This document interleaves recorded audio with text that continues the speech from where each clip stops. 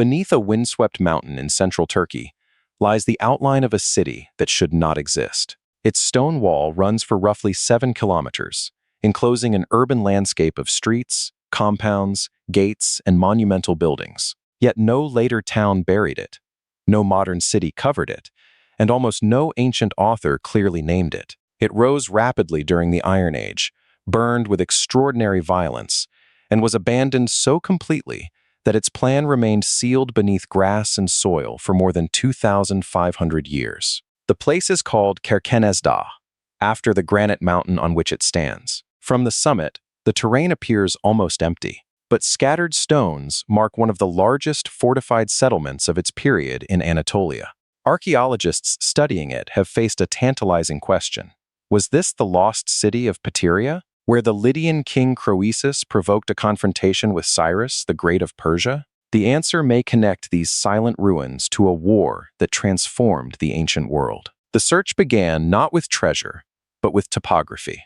In 1926, the Swiss scholar Émile Fourier recognized that the mountaintop contained an enormous fortified settlement. Earlier travelers had noticed ruins, but the site's true scale was difficult to grasp from ground level. Kerkenes covers about 2.5 square kilometers. Its defenses climb ridges and descend into valleys, incorporating towers and multiple gates. This was no temporary camp. It had been designed as a city. Archaeologists initially wondered whether the ruins belonged to the Hittites, whose Bronze Age empire had dominated central Anatolia centuries earlier. That possibility faded as excavation and pottery analysis established a much later date. Kerkenes was an Iron Age foundation, probably built around the end of the 7th or beginning of the 6th century BC. It seems to have existed for only a few generations before its destruction in the mid-6th century. That brief lifespan makes the city unusual. Most ancient settlements accumulated layer upon layer as houses were rebuilt and streets shifted. At Kerkenes, there was little time for that slow transformation. Its planners laid out roads, residential blocks, public spaces, and defensive works on a grand scale. Then, catastrophe froze the experiment. The city became less like a mound of tangled occupations and more like a single historical event spread across a mountain. Mapping it required a technology capable of seeing beneath the surface. Beginning in the 1990s, teams led by Jeffrey and Françoise Summers used magnetometry across vast areas of the site. A magnetometer detects subtle variations in the Earth's magnetic field. Burned mud brick, hearths, walls, and disturbed soil can produce different signals. Surveyors walked kilometer after kilometer in measured grids, turning invisible remains into a plan. The results revealed streets threading between densely packed building compounds. Many structures appear to have been organized around courtyards, with storage rooms and domestic areas opening from them. A broad route connected important gateways with the city's interior. The map also showed that Kerkenes was not an organic village enlarged over centuries. Much of it had been conceived according to an ambitious plan, suggesting central authority and a labor force capable of building at remarkable speed. Its defenses were equally deliberate.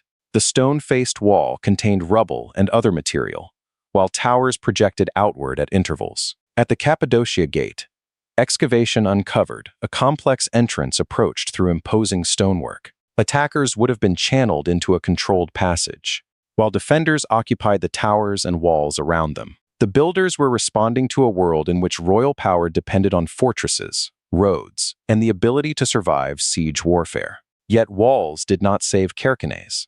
Excavations found intense burning in the gate and major buildings. Timber structures collapsed. Mud brick walls were baked by heat, and objects were trapped beneath destruction debris. At the so-called palatial complex, archaeologists recovered fragments of carved ivory, including part of an elaborate plaque associated with elite furniture. Such craftsmanship reveals connections extending beyond an isolated mountain stronghold. Kerkenes participated in the artistic and political networks of Iron Age Anatolia. Other discoveries complicate the city's identity. Monumental sculpture found near the Cappadocia Gate includes a large stone figure, while inscriptions and stylistic evidence point toward Phrygian cultural traditions. Phrygian was the language associated with the kingdom whose most famous ruler was Midas, and Phrygian influence remained strong in central Anatolia after that kingdom's political collapse. The residents of Kirkenes may therefore have been culturally Phrygian, even if their rulers operated within a wider imperial frontier.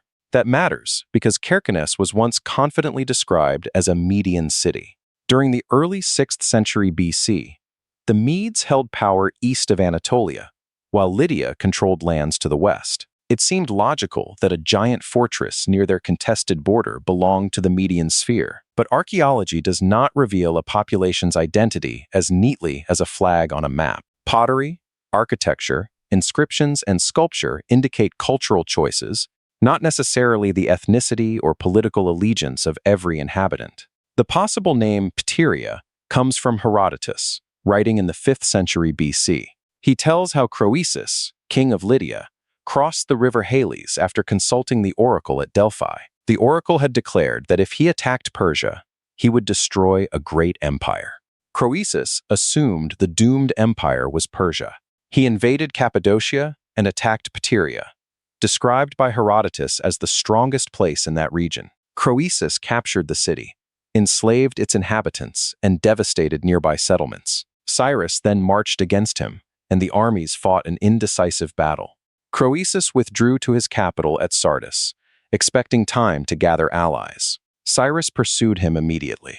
Sardis fell, Lydia's independence ended, and the empire destroyed by Croesus's campaign proved to be his own. Soon afterward, Persian rule stretched across most of Anatolia. The geography, chronology, and destruction at Kirkenes fit this story remarkably well.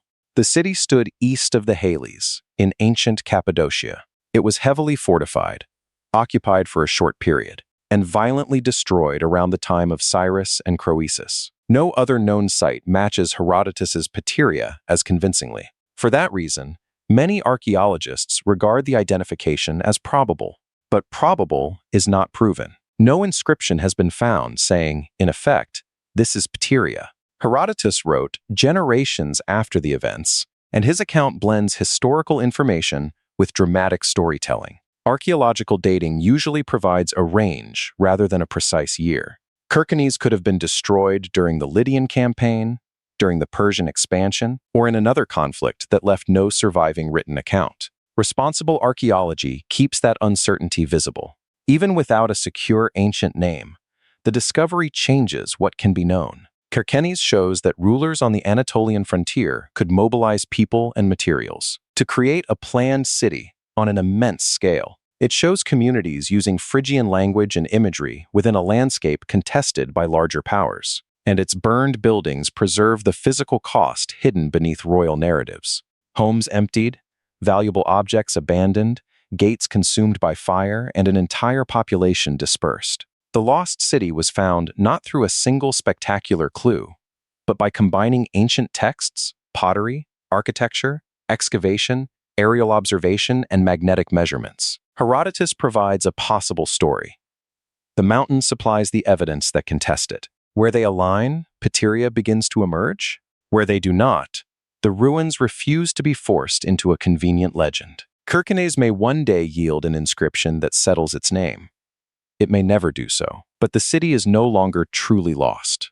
Its roads can be traced, its gates entered, and its destruction reconstructed from scorched earth. What disappeared after one Iron Age war has returned as something more honest than a legend. A vast, unfinished question written in stone across a mountain.